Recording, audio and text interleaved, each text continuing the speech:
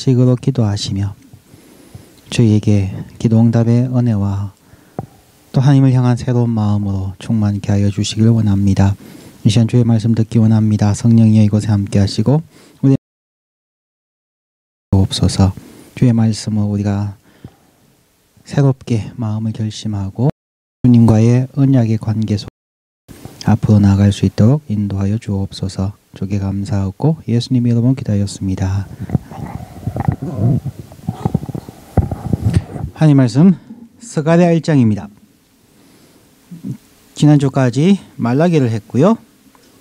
말라기 앞에 있는 성경이 스가랴입니다. 1313페이지입니다.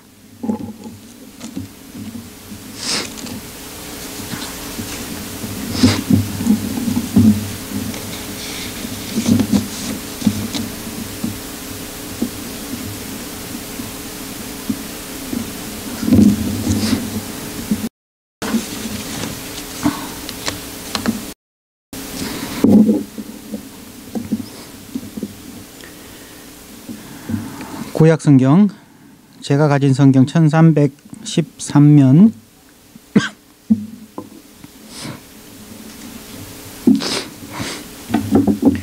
스가랴서 1장 1절부터 6절 한 절씩 교독하겠습니다.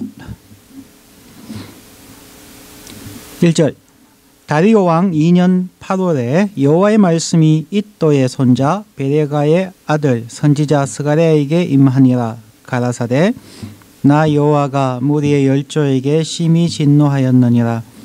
그러므로 너는 무리에게 고하기를 만군의 여호와께서 이처럼 이르시되 너희는 내게로 돌아오라. 나 만군의 여호와의 말이니라. 그리하면 내가 너희에게로 돌아가리라. 나 만군의 여호와의 말이니라. 너희 열조를 본받지 말라. 옛적 선지자들이 그들에게 외쳐가로되 만군의 여호와께서 말씀하시기를 너희가 악한 길 악한 행실을 떠나서 돌아오라 하셨다 하나 그들이 듣지 않고 내게 귀를 기울이지 아니하였느니라. 나 여호와의 말이니라. 너희 열조가 어디 있느냐? 선지자들이 영원히 살겠느냐? 내가 종 선지자들에게 명한 내 말과 내 전례들이 어찌 내 열조에게 임하지 아니하였느냐? 그러므로 그들이 돌쳐 이르기를 만군의 여호와께서 우리 길대로 우리 행위대로 우리에게 행하시려고 뜻하신 것을 우리에게 행하셨도다 하셨느니라 하라.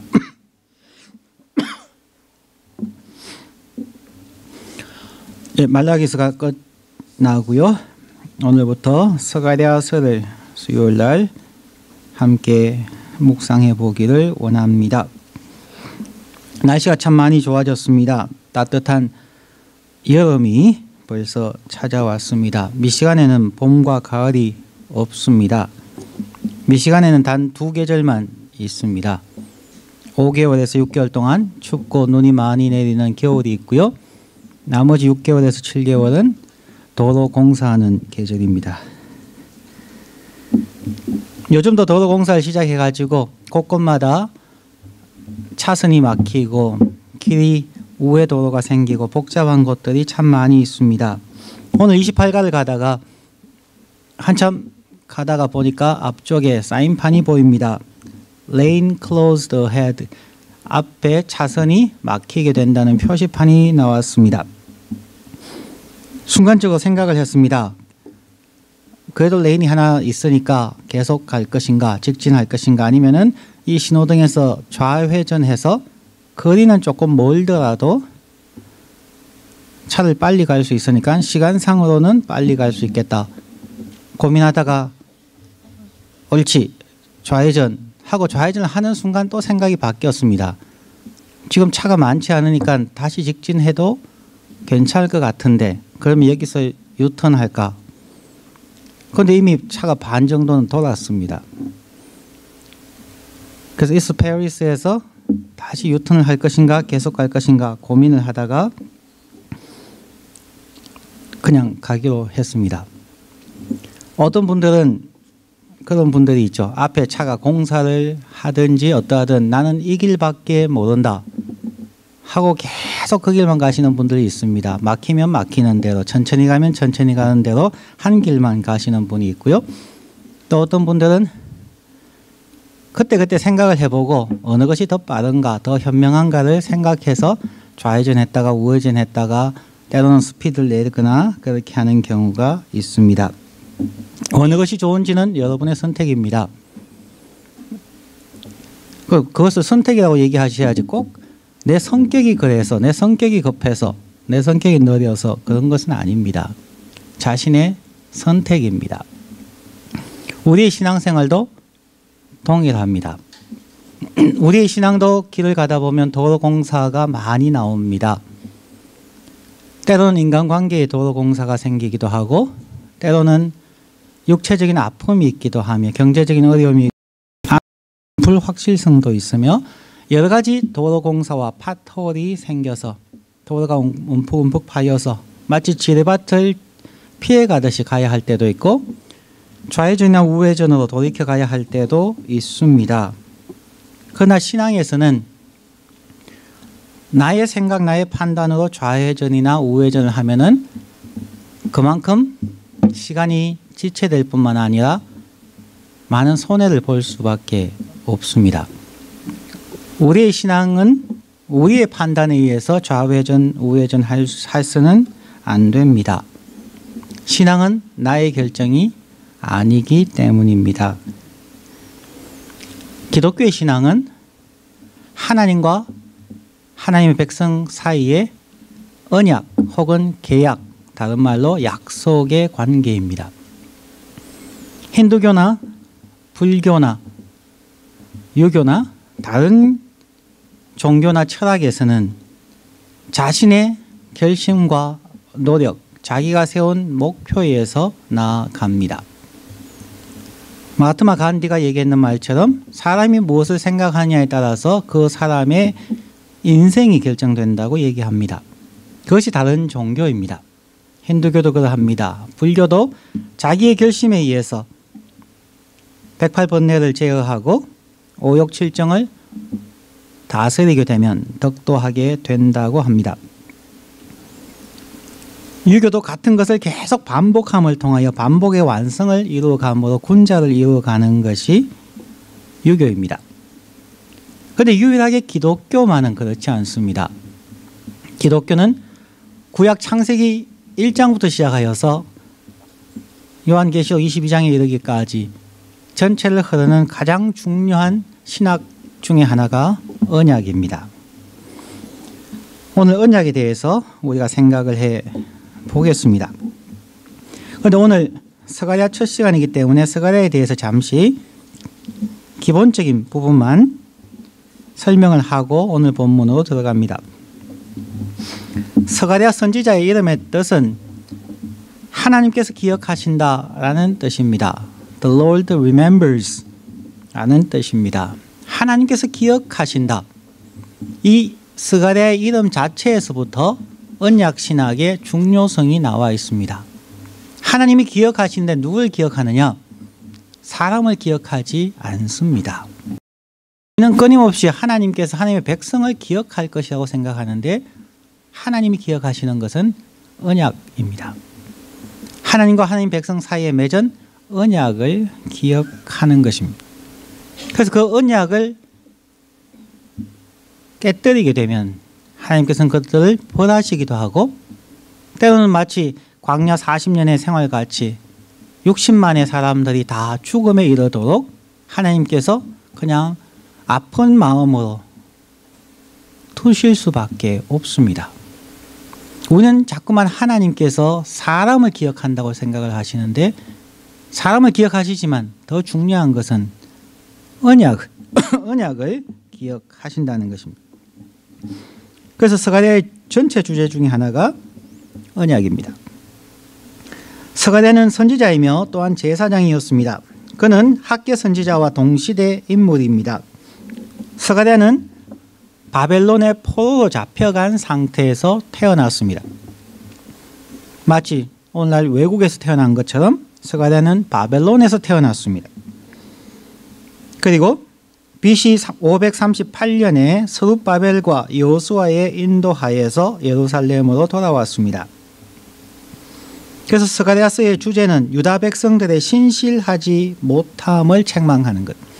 하나님의 언약을 깨뜨리고 하나님의 언약에 신실하지 못한 그들을 책망하면서 성전을 재건하는, 그 당시의 성전은 하나님과의 언약을 기억하게 하는 하나의 도구로서의 성전을 다시 완성하도록 격려하고 동기를 부여하는 것이 스가랴서의 주제입니다.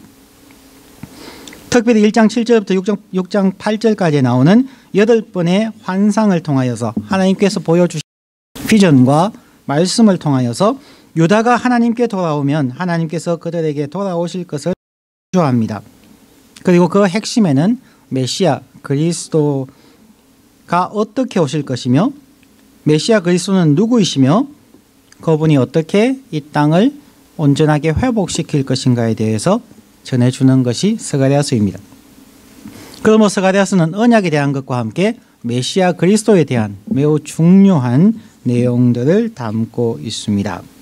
메시아가 다시 오시면 모든 악의 세력을 멸하고 하나님의 나라를 완성할 것을 강조합니다.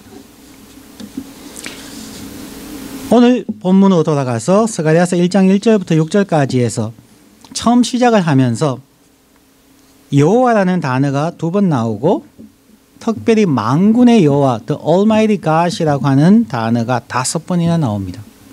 6절 속에서 7번에 걸쳐서 여호와 하나님을 말하고 있습니다. 1절부터 6절까지는 스가랴서의 전체의 서론에 해당합니다. 처음 시작할 때 1절 다리오 왕 2년 8월에 말씀이 이또의 손자 베레가의 아들 선지자 스가랴에게 임하니라 가라사대. 다리오 2년 6월은 오늘날로 말하면은 그 성경의 6월은 오늘날의 10월에서 11월 사이쯤이 됩니다. 그 앞에 선지자가 학개인데 학개는 1장 1절에서 다리오 왕 2년 6월이라고 말씀합니다. 같은 해에 시작했는데 학개 선지자는 6월부터 시작했고 스가랴 선지자는 8월부터 선지 사역을 시작했음을 분명하게 보여주므로 두 사람이 동시대의 사람임을 얘기해 줍니다. 2절 말씀 나 여호와가 무리의 열조에게 심히 진노하였느니라. 하나님께서 처음 시작하자마자 하나님께서 너희 조상들에게 매우 심히 분노하였느니라. 왜 하나님께서 유다 민족의 열조에게 조상에게 심히 화가 나셨을까요? 하나님은 그 이전에 많은 선지자를 통해서 특별히 이사야와 예레미야 등을 통하여서 하나님과의 언약으로 돌아올 것을 끊임없이 얘기하셨습니다. 이사야서도 언약을 강조하면서 메시아를 기다리게 하셨고 예레미야는 눈물로 그들이 하나님 앞에 돌아오기를 원했습니다. 그럼에도 불구하고 그들의 조상들은 하나님과의 언약을 깨뜨려 버렸습니다. 그 결과로 그들은 BC 580년에 예루살렘 성전이 완전히 파괴되고 바벨론으로 포로로 잡혀가게 됩니다. 그들이 깨뜨린 것은 하나님과의 언약 관계입니다.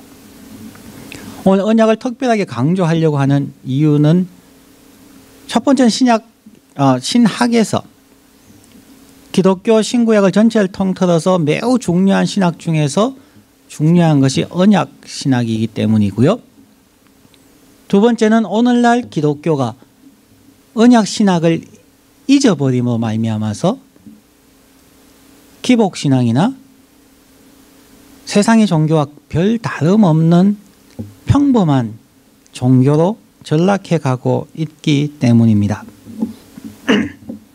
예수 믿으면 구원받는다 혹은 기도하면 하나님께서 모든 것을 들어주신다 라고 하는 생각이 성경적이지만 성경의 25%에 해당하는 부분입니다.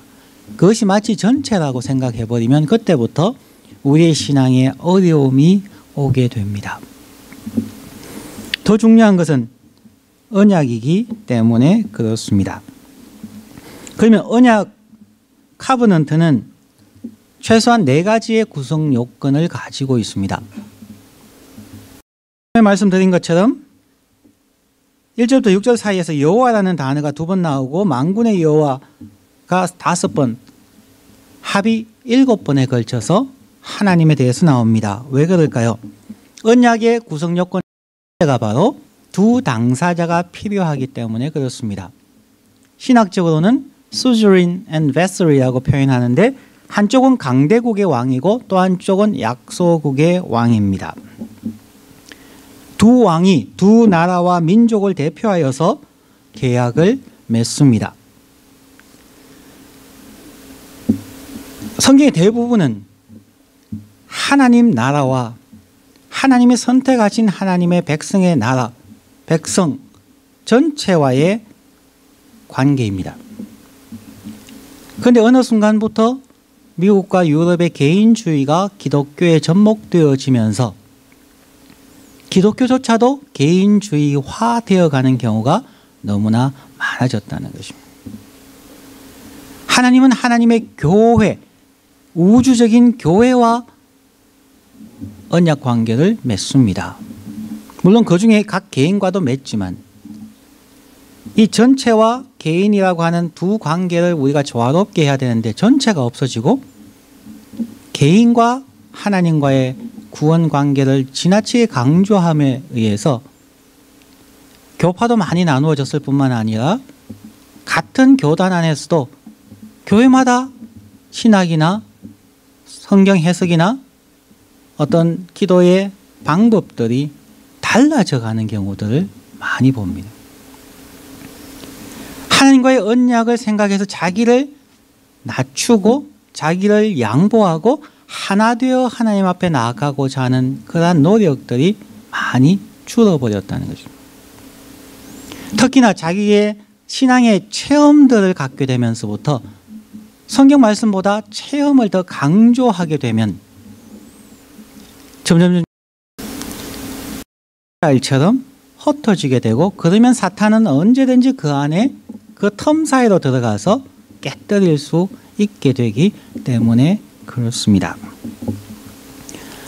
모래는 참 좋은 것이지만 이게 잘 뭉쳐지질 않습니다.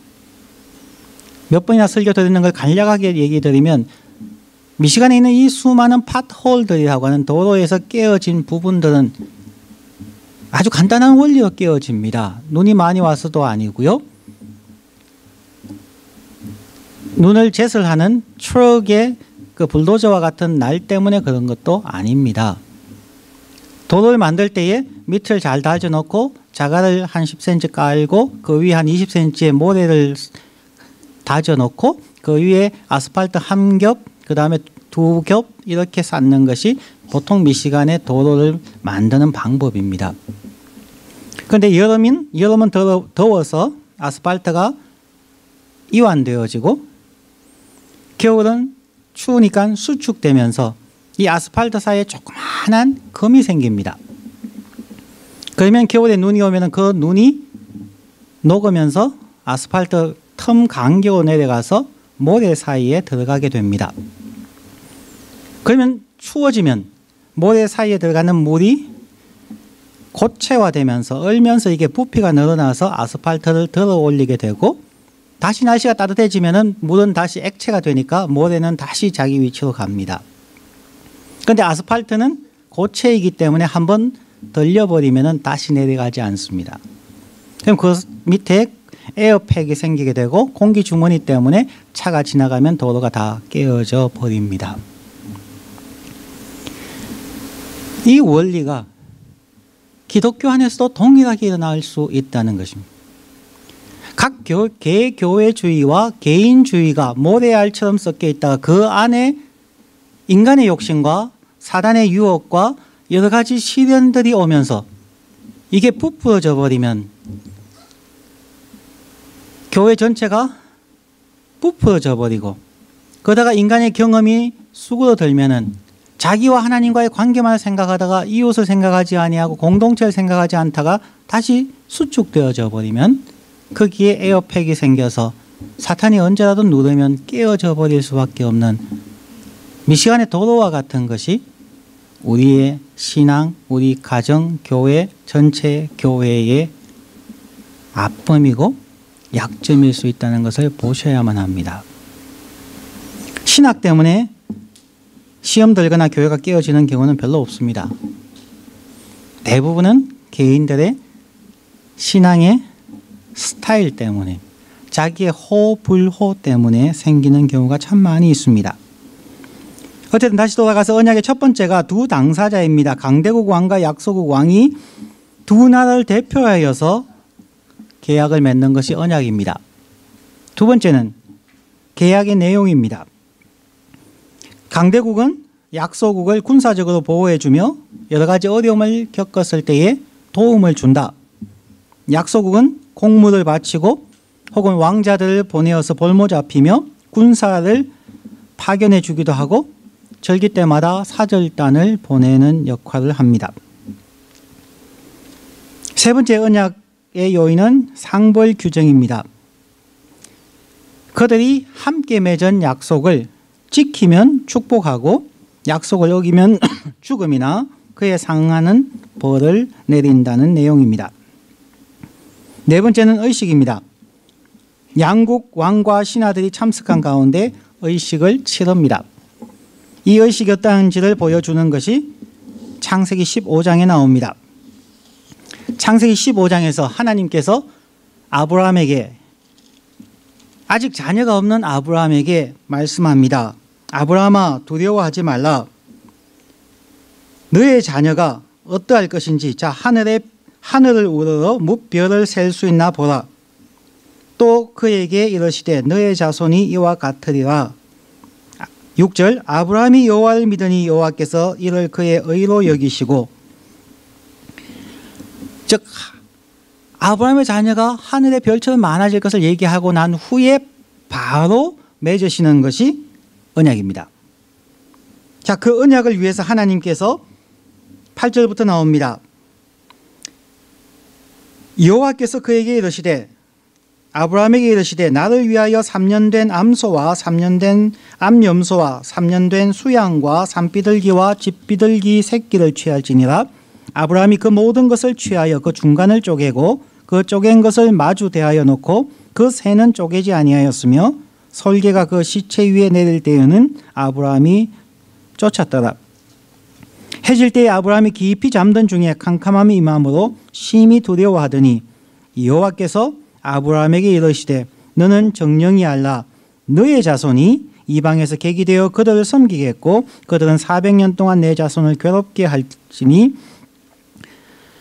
그 섬기는 나라를 내가 징치할지며 그 후에 너의 자손이 큰 재물을 이끌고 나오리라.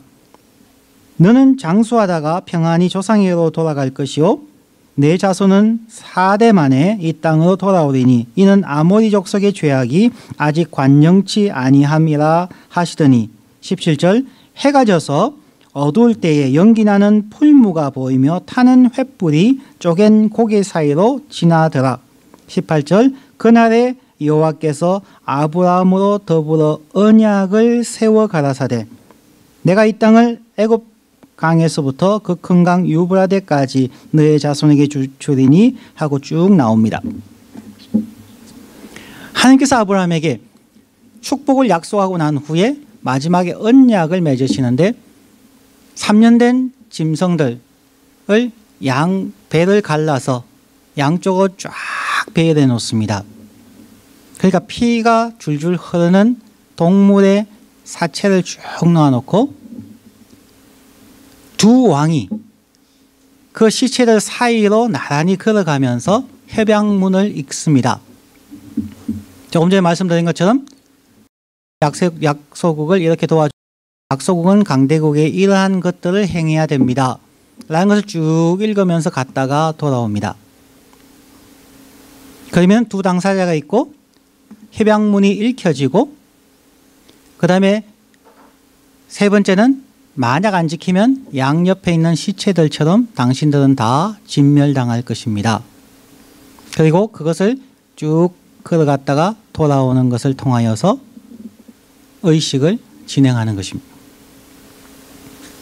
이것이 고대 아시리아에서 있었던 실제로 있었던 협약 방식이며 성경은 그것을 성경의 언약으로 사용하고 있다는 것입니다. 하나님께서 아브라함과 단둘이 하는 것 같지만 그의 자손들까지 그게 다 포함시킨 언약을 하고 있는 것입니다. 자, 그러면 오늘날 이 언약을 우리에게 어떻게 적용할 수가 있을까요? 이 언약이 정말 기독교에서 가장 중요한 신학 중에 하나라면 어떻게 할 수가 있을까요?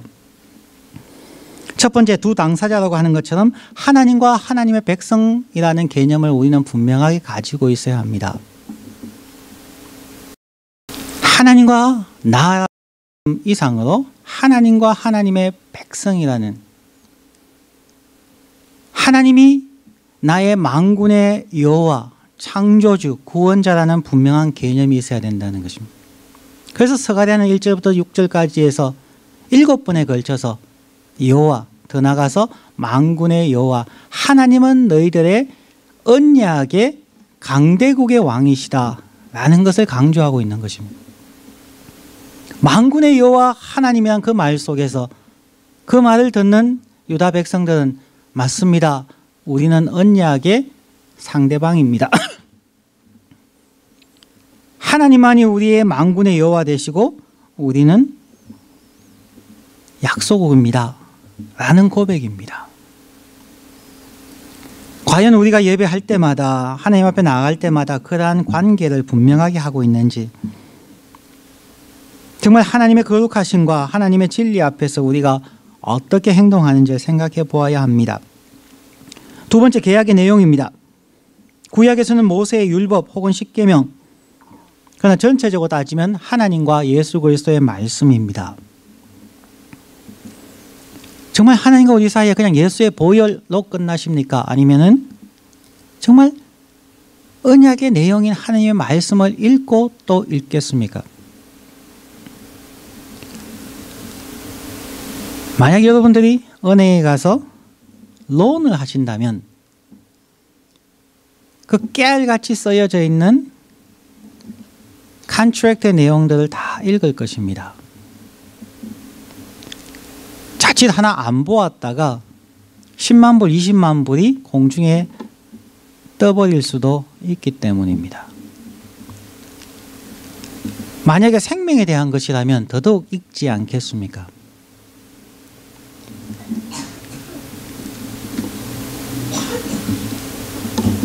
하나님과 우리 사이의 관계가 생명을 나누는 관계인데 우리는 언약의 두 번째인 계약의 내용에 대해서 너무나 모르고 있다는 것입니다.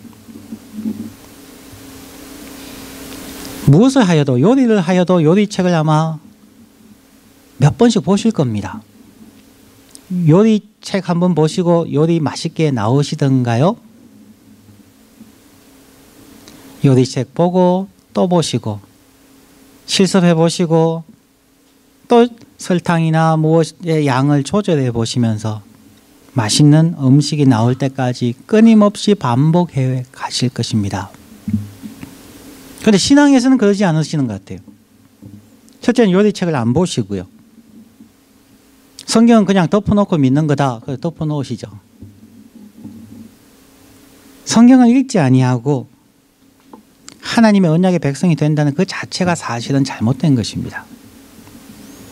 요즘처럼 성경 읽는 것 자체가 강조되어지지 않는 시대에 살아가기 때문에 그냥 단편적으로 읽은 성경과 설교 들은 내용과 큐티한 내용만을 가지고 자꾸만 얘기하려고 하니까 마치 장님 코끼리 만지듯이 코끼리가 코처럼 호수처럼 생겼다고, 발처럼 기둥처럼 생겼다고, 그냥 벽면처럼 생겼다고 우리는 서로 얘기하고 있는 것은 아닐까요? 우리가 정말 언약의 백성이라면은 언약의 내용, 계약의 내용에 대하여서 우리는 더 깊이 묵상하고 생각하고 적용하셔야 됩니다. 이것이 정말 그러한가 하여서 끊임없이 반복해서 묵상하셔야만 합니다. 세 번째는 상벌 규정입니다.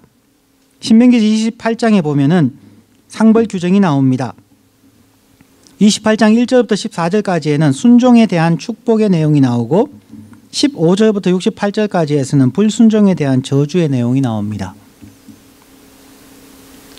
축복이 14절밖에 안 된다면 저주에 대한 부분은 무려 53절이나 됩니다.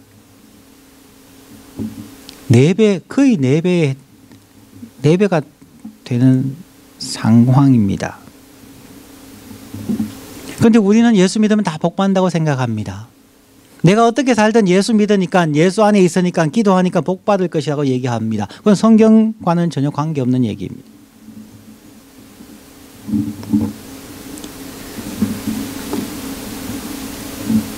한번 시간 나실 때에 신명기서 28장을 한번 쭉 묵상해 보십시오. 그리고 어떤 축복의 약속을 받기를 원하시는지, 어떤 불순종에 대한 저주를 피해가기를 원하시는지 한번 묵상하시면서 기도하는 것도 은혜가 될 것입니다.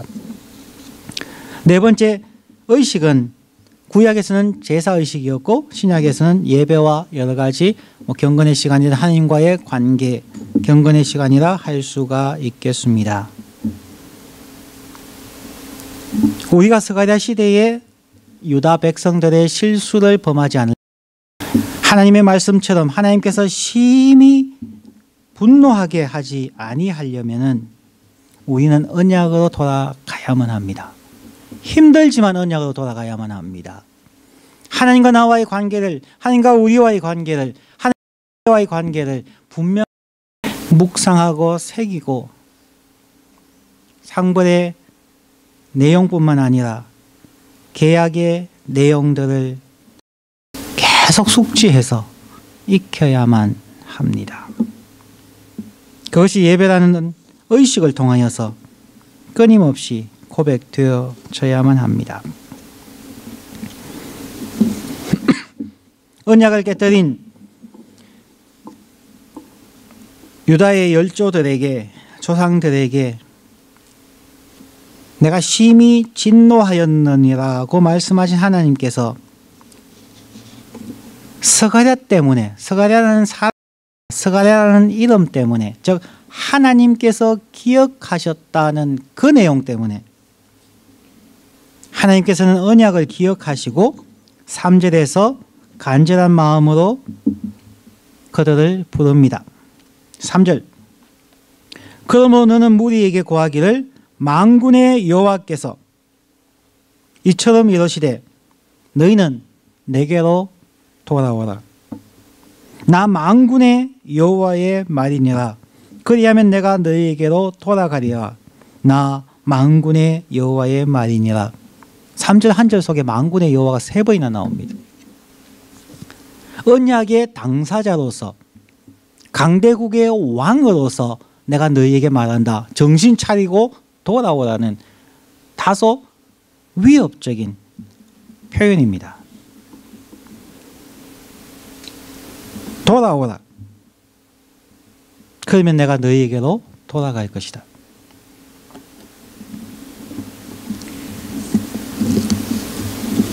우리가 어떻게 돌아가야 합니까?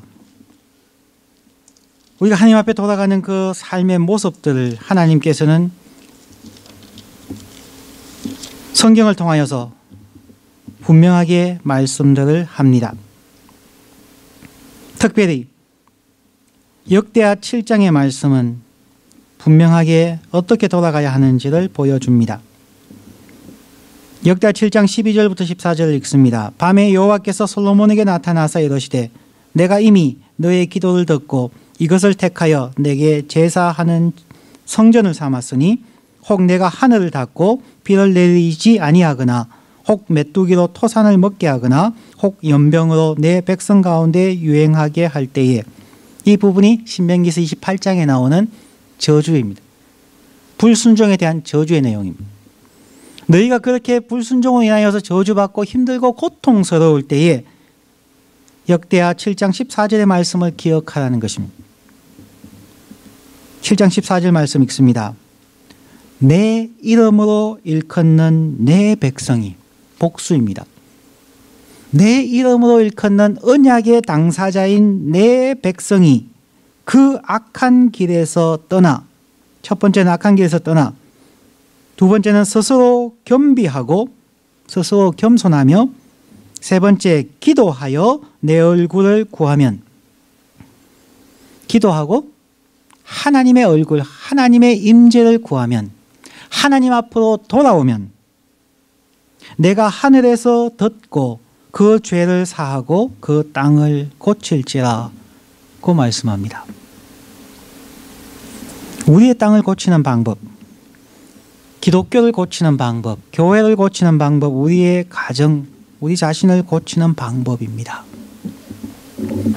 악한 길을 떠나 스스로 겸비하고 하나님 앞에 기도하며 하나님의 얼굴을 구할 때에, 이 네 가지 스텝을 밟아갈 때에 하나님께서 하늘에서 그 기도를 듣고 죄를 사하시며 우리의 땅을 고쳐 주신다고 말씀합니다. 저와 여러분 모두가 날마다 이 음성을 들어야만 합니다. 우리는 어쩔 수 없이 언약의 길에서 미끄러져 가고 있고 뒷걸음질 치고 있는 자들입니다. 역대하 7장 14절의 말씀을 날마다 묵상하셔야 합니다. 그것이 우리와 우리의 가정과 우리의 교회와 한국교회와 세계교회를 회복하는 길입니다. 4절 말씀에 너희 열조를 본받지 말라. 옛적 선지자들이 그들에게 외쳐가로되 만군의 여호와께서 말씀하시기를 너희가 악한 길 악한 행실을 떠나서 돌아오라 하셨다 하나 그들이 듣지 않고 내게 귀를 기울이지 아니하였느니라. 나 여호와의 말이니라. 역대하 7장 14절의 말씀과 거의 동일합니다. 열조에 외친, 즉 옛 선지자들이 열조에게 외친 언약으로 돌아오라, 회개하라는 말입니다. 5절 말씀은 너희 열조가 어디 있느냐? 선지자들이 영원히 살겠느냐? 사람은 유한하다는 것입니다. 아무리 똑똑한 척하고 자기 생각에 옳은 대로 행한다 할지라도 하나님을 향하여 이길 수는 없습니다. 너희 열조가 어디 있느냐?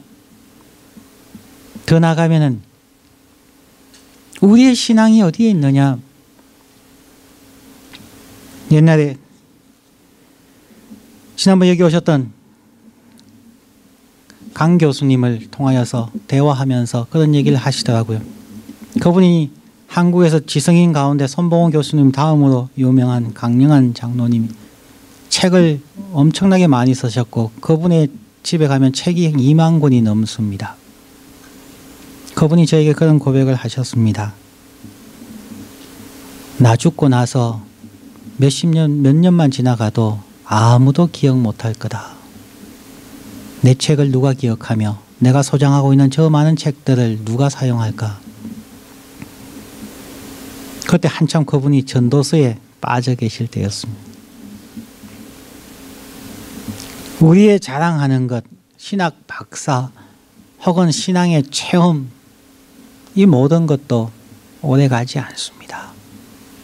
길어야 100년, 아니 100년 갈 경우도 없습니다. 하나님은 그 말씀을 하고 있는 것입니다.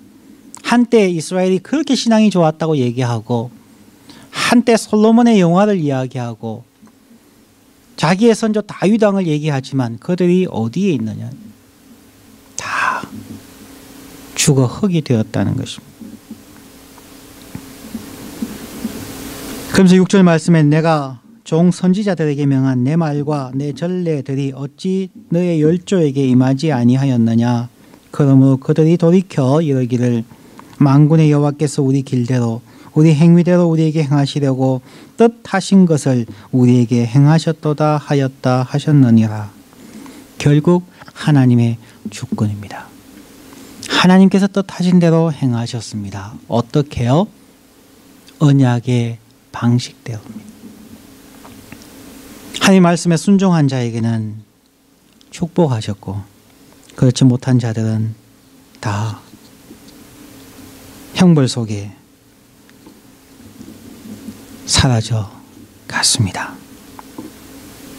첫 번째는 우리가 언약 관계임을 그냥 예수 믿는다고 고백하지 마시고 하나님과 나와의 관계와 성경 말씀을 통한 언약의 내용을 숙지하시고 늘 가까이 하셔야 되며 그로 인한 상벌관계를 분명하게 하시고 그것을 늘 기억할 수 있는 의식들, 예배와 경건의 시간을 우리가 열심히 해야 될 것입니다.